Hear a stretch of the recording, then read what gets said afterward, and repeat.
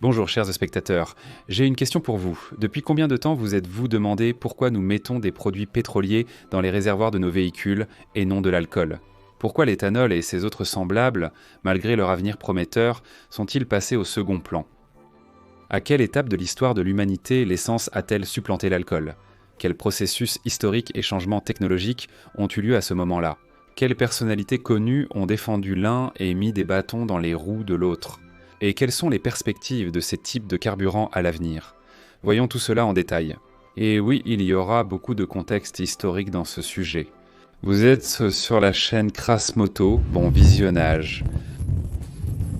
De nos jours, le monde est rempli de nombreuses choses techniquement complexes. Et pour réparer la technologie moderne, ainsi que pour entretenir et régler les systèmes électriques et l'électronique, il faut des outils spéciaux.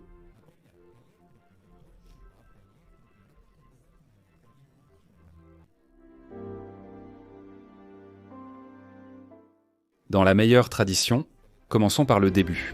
Au cours du développement de la société humaine, diverses inventions sont apparues. L'écriture, la roue, le levier, l'imprimerie, et ainsi de suite. Toutes ces inventions ont, d'une manière ou d'une autre, changé ce monde et ont fait de la société moderne ce qu'elle est aujourd'hui. Le moteur thermique, un dispositif qui transforme l'énergie du combustible brûlé en mouvement, est l'une des inventions les plus importantes et significatives de toute l'histoire de l'humanité. Dans les années 1670, le physicien français Denis Papin a été le premier au monde à créer un moteur à vapeur à piston. Sa conception primitive n'était pas pratique, mais avec le temps, d'autres ingénieurs et scientifiques l'ont amélioré, ce qui a conduit à la création d'une machine à vapeur efficace. En 1698, le scientifique anglais Thomas Savery a présenté une pompe à vapeur. Et tout s'est enchaîné, l'ère de la vapeur a commencé. Les premières tourneurs machines thermiques, fonctionnant selon le principe de la combustion externe du carburant, étaient celles-ci de grande taille. Pour la plupart, il s'agissait de machines à vapeur. Pour leur fonctionnement, il fallait des chaudières, des condenseurs, des évaporateurs, des échangeurs de chaleur, des tenders, des pompes, des réservoirs d'eau, et ainsi de suite. En même temps, la partie fonctionnelle principale de la machine à vapeur, le piston et le cylindre, était relativement petite par rapport à l'ensemble de l'installation. Au cours du développement des machines à vapeur, de nombreux inventeurs ont eu l'idée de combiner le combustible avec le fluide de travail du moteur. Autrement dit, des idées de création d'un moteur à combustion interne. Cela signifie à la fois des dimensions plus réduites et une intensification des processus de démarrage et d'échappement. Donc si le moteur à combustion externe pouvait, entre guillemets, être alimenté par tout ce qui brûle, que ce soit du charbon ou du bois, alors dans le cas du moteur à combustion interne, les ingénieurs étaient confrontés à une tâche difficile, faire en sorte que la quantité nécessaire de carburant et d'oxygène avec l'air arrive régulièrement et attend dans le cylindre afin que tout cela brûle et produise du travail. Et dans ce cas, les liquides et gaz combustibles étaient les carburants les plus pratiques. Et les progrès dans la conception et le développement des moteurs à combustion interne sont étroitement liés à la découverte et à l'utilisation de différents carburants, y compris ceux synthétisés. Puisque la composition du fluide de travail résultant de la combustion du mélange air-carburant, le pouvoir calorifique, la vitesse de combustion du mélange et les paramètres du cycle, comme le taux de compression, dépendent du carburant utilisé. C'est donc lui qui détermine en grande partie les caractéristiques de masse, de dimension et de puissance des moteurs. Et le premier carburant sur lequel a fonctionné le moteur à combustion interne, que j'appellerai désormais par l'abréviation moteur à combustion interne au cours de cette présentation, car nous ne reviendrons plus aux machines à vapeur, c'était le gaz d'éclairage. De nombreux scientifiques et ingénieurs ont contribué au développement des moteurs à combustion interne. Dès le XVIIe siècle, plusieurs expérimentateurs ont tenté pour la première fois d'utiliser des produits en gazeux chaud pour faire fonctionner des pompes et des sortes de moteurs. En 1794, Thomas Smith a breveté le moteur à gaz créé par John Barber en 1791. La même année, en 1794, Robert Street a breveté un moteur à combustion interne fonctionnant au carburant liquide et a construit un prototype opérationnel. Le moteur de Philippe Lebon, breveté en 1800, a fonctionné au gaz d'éclairage. Ce qui d'ailleurs n'est pas surprenant, puisque Lebon est justement considéré comme l'inventeur de l'éclairage au gaz.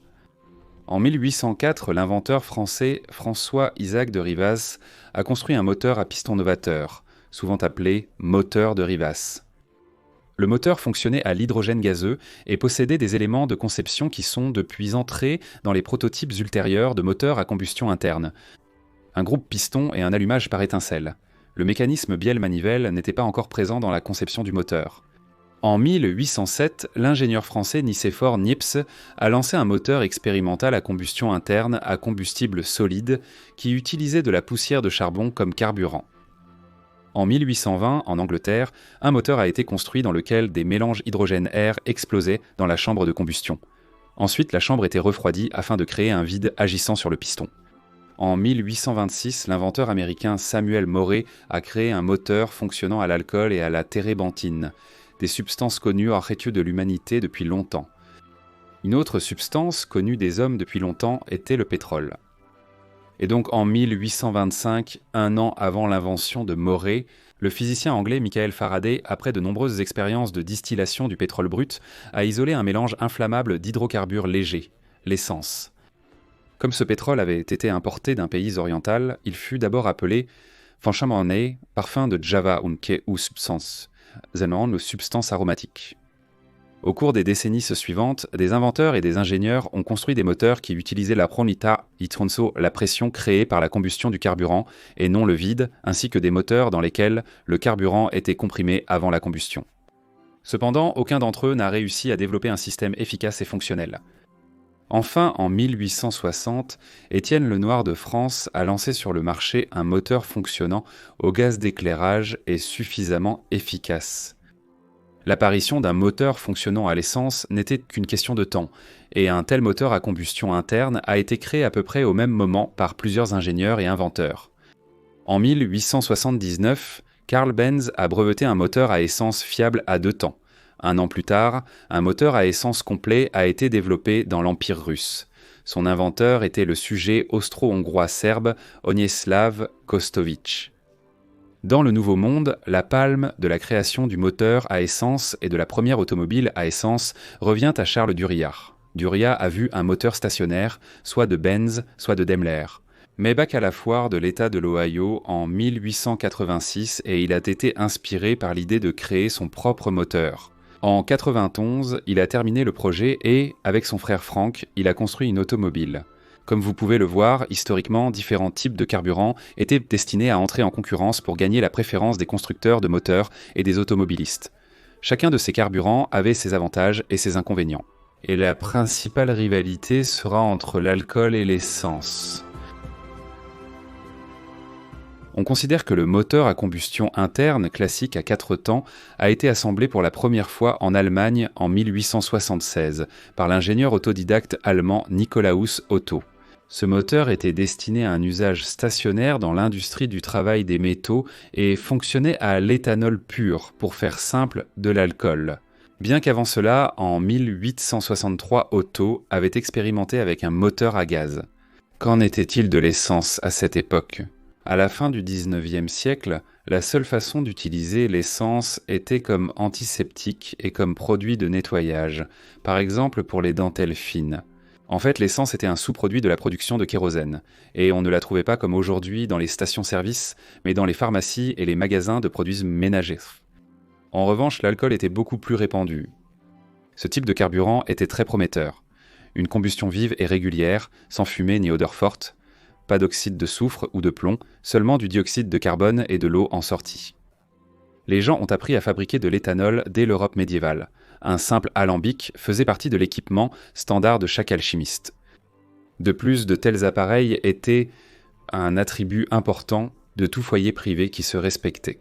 Et le volume du produit obtenu ne dépendait que de la quantité de matière première choisie. Et cela pouvait être n'importe quoi. Des céréales, des fruits, des baies, voire même de la sciure de bois. L'alcool a offert aux gens, pendant des siècles, la lumière, la chaleur et bien sûr la bonne humeur. Au XIXe siècle, le combustible à base d'alcool était utilisé pratiquement partout. On cuisinait avec, on éclairait les pièces avec. Même les traditionnels brûleurs à alcool des salles de chimie à l'école sont un hommage à la tradition de l'utilisation massive de ces dispositifs à l'époque des grandes découvertes scientifiques. Les constructeurs de moteurs aimaient aussi l'alcool. Dans la seconde moitié du XIXe siècle, plusieurs ingénieurs développaient des moteurs fonctionnant spécifiquement à l'alcool, et le principal concurrent de l'alcool était déjà le kérosène, qui venait d'apparaître. L'indice d'octane que nous pouvons facilement reconnaître aujourd'hui dans les carburants modernes, par les chiffres 92, 95, 98 dans leur nom, est de 111 pour l'éthanol pur. Le produit le plus courant de la distillation primaire du pétrole, le kérosène, n'atteint que 45 unités selon cet indicateur. Un inconvénient majeur que les ingénieurs ont pu identifier au fil des années d'expérimentation est la chaleur de vaporisation élevée, ce qui entraînait des difficultés de démarrage des moteurs partant froids. Mais un simple préchauffage de l'appareil au démarrage permettait de compenser facilement ce défaut. Au milieu du 19e siècle commence le déclin de l'ère de l'alcool. À ce moment-là, ce n'étaient encore que des processus à peine perceptibles. Dans certaines régions, on utilisait encore largement l'huile de baleine comme carburant, tandis que l'industrie pétrolière n'en était qu'à ses débuts. Mais le développement rapide de cette industrie va changer le monde. Pour la première fois, les Américains ont dû réfléchir à une alternative au liquide inflammable le plus répandu pendant la guerre civile de 1861 à 1865. Le gouvernement d'Abraham Lincoln a spécialement instauré des taxes élevées sur l'alcool et ses dérivés dans le pays afin d'exercer une pression économique sur les États du Sud. Comme vous le savez peut-être, le Sud était une région agricole. Là-bas, on produisait des millions de tonnes d'alcool et c'était l'un des articles d'exportation les plus importants pour les sudistes. D'ailleurs, cet alcool était largement utilisé dans les États du Nord. À la suite de la guerre, le Nord connaît une pénurie de carburant et il fallait donc trouver une alternative. Cette alternative fut le pétrole, ou plus précisément, les produits dérivés de son raffinage. Un homme a joué un rôle particulier dans la conquête victorieuse des produits arsenaux pétroliers, d'abord aux États-Unis, puis dans le monde entier, et cet homme s'appelait John Rockefeller. Le tout premier, ayant évalué toutes les perspectives de ce nouveau produit, il a commencé, avec ses associés, à racheter les entreprises qui produisaient et commercialisaient des produits pétroliers aux États-Unis, et aussi à étouffer ses principaux concurrents, les agriculteurs qui fournissaient de l'alcool éthylique sur le marché. En conséquence, en 1870, son entreprise contrôlait plus de 95% du marché énergétique américain et 90% des exportations spécialisées. À cette époque, le principal produit obtenu à partir du pétrole était le kérosène.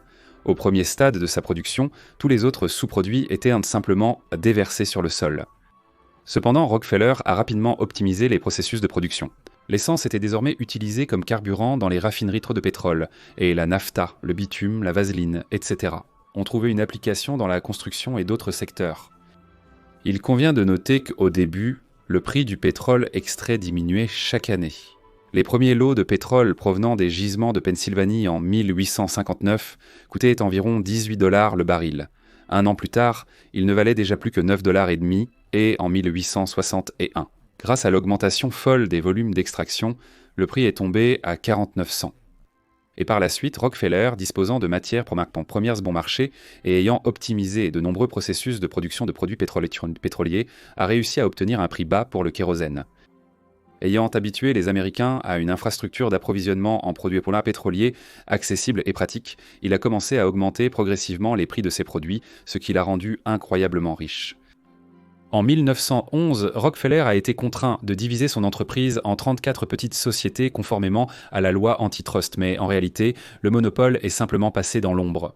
Dans chacune des 34 sociétés, Rockefeller détenait une participation majoritaire et continuait d'accroître son capital. Pratiquement toutes les grandes compagnies pétrolières américaines sont issues de Standard Oil. Chevron en faisait partie. C'est ainsi que l'histoire s'est déroulée. Qu'au milieu du 19e siècle, seuls la Russie et les États-Unis disposaient de réserves de pétrole explorées. Tous les autres pays utilisaient des ressources traditionnelles pour le chauffage et l'éclairage, le bois, le charbon, la tourbe, la cire et l'éthanol. En Europe, le principal fournisseur de liquide contenant de l'alcool a toujours été la France. La Grande-Bretagne était forte dans l'industrie du charbon et les gaz dérivés du charbon. L'Allemagne appliquait avec succès les avancées scientifiques de pointe en chimie. C'est là que l'essence synthétique et la vaseline ont été créées. Et dans la vieille Europe, ce sont les frères Nobel, Robert, Alfred et Ludwig, qui ont bouleversé le marché du carburant établi. Ce trio a porté son attention sur le marché pétrolier prometteur et sur les gisements de pétrole dans le sud de la Russie. En 1873, les frères organisent l'extraction du pétrole et la livraison des produits sur les marchés européens. Ils construisent quand même un oléoduc de Bakou à Batumi. En investissant l'argent gagné dans le développement de la production pétrochimique, ils ont porté le niveau de raffinage des produits pétroliers obtenus à un niveau inatteignable pour la plupart des autres entrepreneurs. La technologie de craquage thermique du pétrole développée par Vladimir Choukov a permis d'organiser la production et la vente de l'essence la plus à haut indice d'octane de l'époque. Les tentatives de Rockefeller de s'emparer de ce marché se sont révélées infructueuses. Les pionniers de la construction automobile ont également grandement contribué à la popularisation de l'essence et du kérosène. En lointaine 1881, un employé expérimenté de la société Deutz AG fondée par Nikolaus Otto. Gottlieb Daimler, âgé de 47 ans, a été envoyé en mission en Russie pour étudier la question de l'ouverture d'une nouvelle filiale. On considère que la rencontre historique entre Gottlieb Daimler et Ludwig Nobel, oui, il était parent avec les Nobel qui dirigeaient l'extraction de pétrole à Bakou, a eu lieu à la foire de Nijni Novgorod à l'automne 1881. Ces deux personnes avaient beaucoup en commun et ils sont devenus amis. En Allemagne, Daimler est revenu obsédé par une nouvelle idée. Il quitte rapidement l'entreprise Otto et, avec le jeune ingénieur talentueux Wilhelm Maybach, il fonde sa propre société à Stuttgart.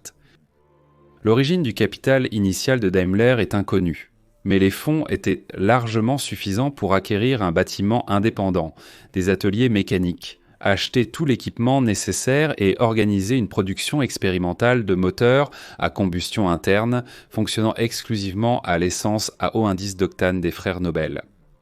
À la même époque, dans l'entreprise Deutz, dans l'atelier de Daimler et Maybach, et dans l'entreprise de Benz, plusieurs carburateurs à essence efficace ont été inventés. À partir de 1982, les inventeurs ont créé toute une série de petites mais très puissantes unités motrices, capables de mettre en mouvement n'importe quelle construction sur roue. Ils ont commencé avec deux. En 1885, ils ont conçu et testé la première moto avec un moteur monocylindre à 4 temps. L'année suivante, ils ont adapté leur moteur à une calèche, obtenant ainsi le premier motovéhicule. Un événement amusant survenu à l'été 1887 a particulièrement contribué au succès commercial de l'entreprise. Lors des essais en mer d'un bateau à moteur à essence, Wilhelm Maybach est accidentellement entré dans la zone de la régate du Main, une compétition populaire de bateaux à rame. Naturellement, Maybach a dépassé tout le monde avec brio et s'est éloigné vers le coucher du soleil. Dès le lendemain, une file d'attente de personnes souhaitant acheter le même bateau ou au moins le moteur s'est formée devant le bâtiment de l'entreprise. Les produits de Daimler et Maybach participaient à toutes les grandes expositions mondiales où ils figuraient toujours parmi les lauréats, et cela se produisait non sans la participation des frères Nobel. Le véritable triomphe pour les inventeurs fut l'exposition universelle de Paris en 1888 où ils présentèrent un nouveau véhicule automoteur. Avec le tout premier moteur bicylindre en V de l'histoire, d'une puissance de 1,5 cheval et avec un régime fantastique pour l'époque de 900 tours par minute.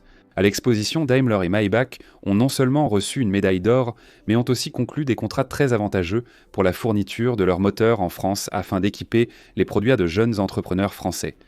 Armand Peugeot et les frères Renault. Un autre inventeur et ingénieur extrêmement célèbre était Karl Benz.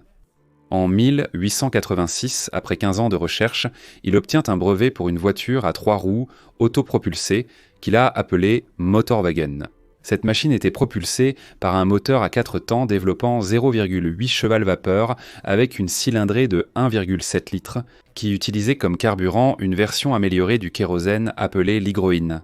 Et vous avez sûrement entendu parler de l'histoire où Bertha Benz, l'épouse de Karl, est partie sans prévenir son mari, accompagnée de ses fils, faire un voyage en Motorwagen pour rendre visite à sa mère. Il s'avère que Bertha a réalisé le premier voyage automobile de l'histoire. Elle a parcouru 106 km en 12 heures. En chemin, la voyageuse a ravitaillé plusieurs fois le Motorwagen en essence en l'achetant dans des pharmacies. L'acte de cette femme courageuse a servi de superbe publicité, et au début du XXe siècle, la firme de Karl Benz est devenue l'un des leaders reconnus de l'industrie automobile mondiale, ayant produit au total environ 600 voitures d'ici l'année 1900. Au fait, saviez-vous que le gaz d'éclairage et d'autres gaz produits activement par pyrolyse avaient également certains débouchés prometteurs ? Dans ce secteur, les Britanniques excellaient, et dans l'ensemble, le gaz d'éclairage était une chose pratique en ville. Regardez ces voitures avec d'énormes sacs sur le toit. Cette technique fonctionnait au gaz et dans les villes, l'infrastructure gazière était bien développée, ce qui permettait de faire le plein facilement. Mais à la campagne, il y avait des problèmes pour ravitailler les voitures à gaz. Et dans de tels cas, l'essence et l'alcool l'emportaient clairement, car ils étaient des types de carburants beaucoup plus pratiques à transporter. Et si vous pensez que les Rockefeller et les frères Nobel étaient de vrais salauds qui empêchaient les pauvres fermiers de produire de l'alcool, ne vous précipitez pas pour tirer des conclusions. Il y a bien plus de salauds dans n'importe quelle histoire, et il n'y a ni blanc ni noir, tout le monde est plus ou moins gris. Quoi qu'il en soit, tout producteur défendra ses propres intérêts. Et par exemple, les grands propriétaires d'usines de gazogène et d'infrastructures gazières en Grande-Bretagne ont longtemps étouffé à la racine toute concurrence utilisant des carburants alternatifs, puisqu'ils avaient investi d'énormes sommes dans leur entreprise et ne désiraient qu'une seule chose, la croissance de leur propre capital. Quant à Henry Ford, personnalité légendaire de l'industrie automobile qui a lancé la production de masse de voitures et introduit la méthode de l'assemblage à la chaîne, il était un grand partisan de l'alcool, comme carburant pour les véhicules à moteur à combustion interne. Dans les années Tallingenemil, Vectas en 890, Ford expérimente avec des moteurs à combustion interne. Le 4 juin 1896, il effectue son premier essai sur un petit véhicule à 4 roues qu'il a appelé le quadricycle. Et le moteur de ce quadricycle fonctionnait à l'éthanol. En 1908, Henry Ford a lancé sur le marché sa célèbre Model T, la première voiture de série de l'histoire qui pouvait fonctionner à l'essence, à l'éthanol ou à un mélange des deux carburants. La philosophie de Ford était quelque peu différente de celle de Daimler et Benz. Comme vous vous en souvenez, depuis 1861, avec le début de la guerre civile aux États-Unis, de lourdes taxes sur l'alcool étaient en vigueur, à savoir 2 $ et 800 par gallon. Un gallon équivaut à 3,78 litres. Vers la fin du XIXe siècle, les agriculteurs ont à plusieurs reprises insisté pour l'abolition de cette taxe, mais ils ne trouvaient pas de compréhension de la part des autorités. Et enfin, en 1906, le lobby agricole a trouvé un allié en la personne du président Theodore Roosevelt, un farouche adversaire de l'industrie pétrolière. Le Sénat a adopté le projet de loi sur l'abolition de la taxe le 24 mai 1906. Et le New York Times a de nouveau souligné le faible coût de l'alcool, 14 cents à partir du maïs, 9 centimes et demi à partir de la mélasse. Comparé au prix élevé du kérosène et de l'essence, 18 et 22 cents respectivement. Les sénateurs triomphants des États agricoles ont proclamé que chaque agriculteur pouvait avoir un alambic pour fournir chauffage, lumière et électricité à bas prix. Cependant, dès l'année suivante, d'importants gisements de pétrole ont été découverts au Texas et leur exploitation a commencé, ce qui a entraîné une baisse du prix de l'essence et du kérosène. Si l'on suit la politique des prix des deux types de carburants, l'alcool a toujours été, pendant une longue période du XXe siècle, environ 30 à 40% plus cher que l'essence. Henry Ford, qui est né dans une famille de fermiers, pensait que l'alcool était un excellent carburant pour ses voitures de masse et abordable. Surtout en milieu rural où, avec une telle philosophie, il n'était même pas nécessaire de construire des stations-service. Tout fermier qui se respecte pouvait, grâce à des manipulations simples, obtenir à partir de matières premières agricoles un carburant bon marché pour sa voiture en quantité suffisante. L'idée de Ford était soutenue par Thomas Edison et Alexander Graham Bell. En Europe, il y avait plus de promoteurs de l'éthanol en raison des faibles réserves de pétrole propre. En 1902, à l'exposition de Paris, plus de 70 moteurs à carburateur fonctionnant à l'alcool et à ses mélanges avec de l'essence ont été présentés. Lors de l'exposition, de nombreux appareils ménagers utilisant du carburant à base d'alcool ont également été présentés. Fer à repasser, lampes, poêles, etc. Et en Allemagne, à l'époque de 1914-15, pratiquement chaque voiture pouvait être convertie pour fonctionner à l'alcool pur. Et certains historiens s'accordent à dire que, sans une industrie de l'alcool développée, l'Allemagne aurait perdu la guerre plus tôt. Les Allemands ont construit une industrie de l'alcool prospère en utilisant comme matière première la pomme de terre et la betterave sucrière. Cette industrie était également développée en France. Jusqu'aux années 30 et 30, dans de nombreux pays européens, on ajoutait 10 à 20% d'alcool à l'essence. L'origine de ces alcools variait, allant des produits agricoles jusqu'au bois. Dans les pays tropicaux où l'approvisionnement en pétrole était assez irrégulier et dans des environnements fermés comme les mines et les usines, on préférait souvent les moteurs à alcool. La concurrence acharnée entre les préférences de Ford et le désir de Rockefeller de faire de l'essence le carburant automobile dominant a une histoire intéressante. On pense que la prohibition aux États-Unis de 1919 à 1933 a été instaurée, entre autres, pour étouffer l'industrie de la production d'alcool. La prohibition avait plusieurs raisons, y compris un niveau élevé d'ivresse parmi la population. Cependant, nous sommes des adultes et nous savons très bien qu'aucune prohibition n'a jamais guéri la population de l'alcoolisme. Souvent, tout cela mène à l'anarchie, à la criminalité, à la contrebande, et on observe aussi une augmentation de la mortalité due à des produits de qualité douteuse. Cependant, malgré la prohibition, l'éthanol a connu une certaine hausse entre les années 1910 et le début des années 30. D'un côté, certains constructeurs automobiles, le principal étant Ford, continuaient donc d'investir dans le développement de moteurs hybrides capables d'utiliser de l'éthanol, de l'essence ou du kérosène. Et la société Minneapolis Steel and Machinery a commencé à produire des moteurs à alcool pour tracteurs en 1909. Et avec la croissance de la demande d'équipements agricoles fonctionnant à l'alcool après la Première Guerre mondiale, elle a commencé des recherches intensives sur un moteur à alcool plus efficace. D'un autre côté, avec le développement des moteurs, notamment l'augmentation du taux de compression, les ingénieurs ont été confrontés à un phénomène extrêmement désagréable et destructeur, la détonation. Le mélange air-carburant explosait sous l'effet de la compression avant même que le piston n'atteigne le point mort haut et que le mélange ne soit enflammé par l'étincelle. On pouvait éviter cela en utilisant un carburant à indice d'octane plus élevé. Et dans les années 1910, différents bureaux des scientifiques et des ingénieurs indépendants menaient des expériences avec des mélanges d'alcool et d'essence, et l'alcool montrait un potentiel très prometteur. Chez General Motors, Charles Kettering et Thomas Midgley travaillaient à la résolution de ce problème. Ce duo est arrivé à la conclusion que l'ajout d'une certaine quantité d'alcool à l'essence, environ 10%, permettait d'augmenter l'indice d'octane. Même Standard Oil, à un certain moment, ajoutait de l'alcool à l'essence pour augmenter ce fameux indice. Dans le cas de Midgley et Kettering, il s'est avéré qu'il était impossible de breveter cette méthode. Et en 1921, Thomas et Charles découvrent pour la première fois l'effet antidétonant du tétraéthylplomb. Malgré cette découverte, Kettering continuait à s'intéresser avec beaucoup d'enthousiasme au carburant à base d'alcool. Cependant, les patrons en ont décidé autrement, préférant le TESS. Cela était étayé par une étude de GM qui affirmait que pour passer complètement à l'alcool, il faudrait transformer en éthanol environ 46% de tous les produits alimentaires fabriqués. Voici quelques chiffres pour vous. En 1921, l'industrie de l'alcool produisait 100 millions de gallons d'alcool industriel par an. C'est aux États-Unis. Or, pour le marché des carburants, il fallait produire 8,3 milliards de gallons.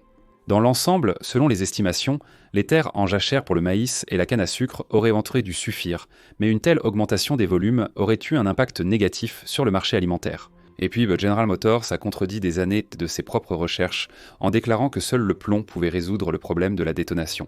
En 1923, les trois plus grandes entreprises américaines, General Motors, DuPont et Standard Oil, ont créé une coentreprise appelée Ethyl Gasoline Corporation. Le produit était vendu sous le nom commercial Ethyl. Ce nom a été choisi spécialement pour ne pas effrayer les gens avec le mot plomb. Comme il s'est avéré plus tard, l'inventeur était parfaitement conscient du danger d'empoisonnement au plomb et il en avait averti la direction. Mais pour les requins du capitalisme, l'argent était plus important. La société Ethyl Corporation a toujours mené une politique de déni obstiné de la toxicité de ses produits. Au cours des décennies suivantes, la majeure partie de l'essence aux États-Unis et dans le monde entier contenait du tétraéthylplomb. Dans les années 50, le public était déjà informé du danger du plomb dans le carburant et en 1965, une lutte acharnée pour l'interdiction du tétraéthylplomb a été lancée par le géophysicien américain Clair Cameron Patterson, qui a découvert par hasard des preuves de la pollution généralisée de l'environnement par le plomb.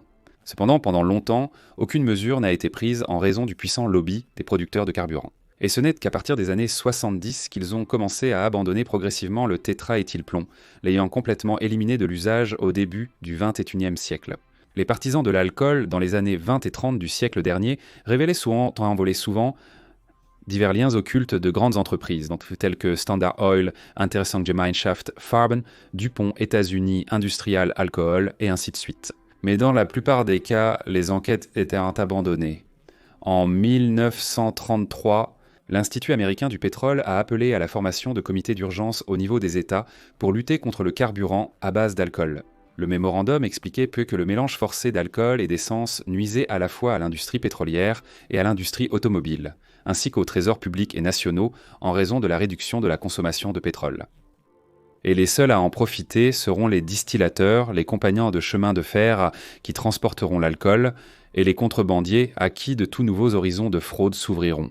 Pendant la Seconde Guerre mondiale, plusieurs États ont été contraints de se rappeler l'existence de carburants alternatifs, y compris les États-Unis, malgré tous les efforts des pétroliers pour lutter contre l'alcool.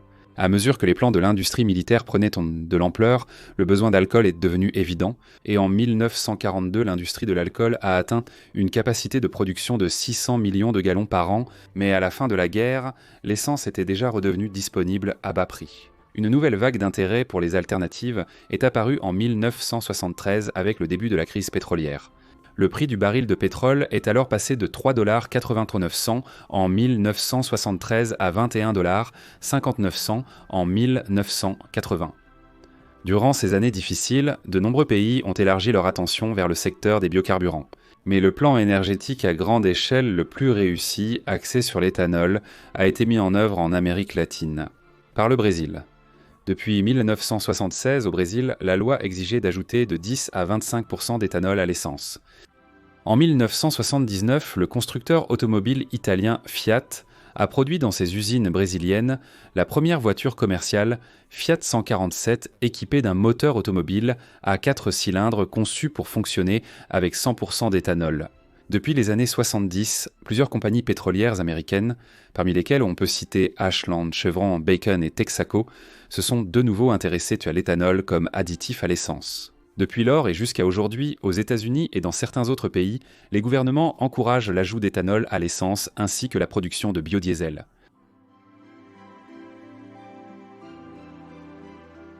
Dans ce chapitre, abordons brièvement les particularités du fonctionnement des moteurs à combustion interne utilisant l'éthanol, les avantages et les inconvénients de l'alcool, ainsi que les perspectives futures de ce carburant.